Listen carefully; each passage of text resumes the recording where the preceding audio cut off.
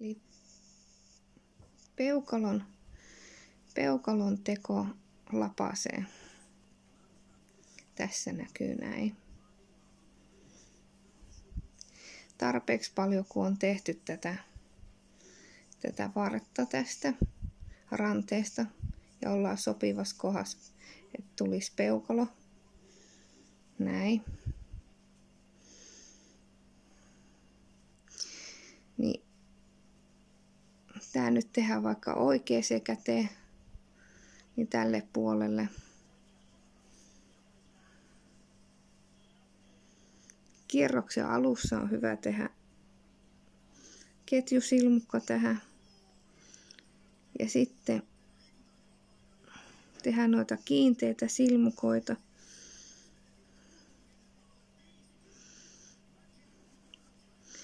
Pari kolme.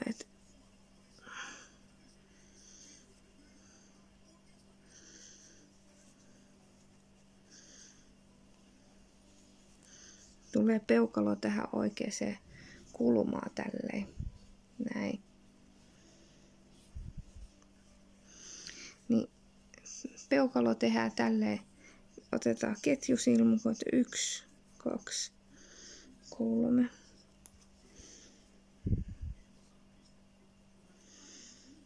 4, 5, 6. Ja sitten 1, 2, 3, 4. Varmaan toho. Tää on nyt aika paksulla langalla ja seiskalla virkkuu koukku. Niin tästä tulee tämmönen löysä. Tää nyt on ihan vaan malliksi. Ja sitten jatketaan tästä kiinteitä silmukoita.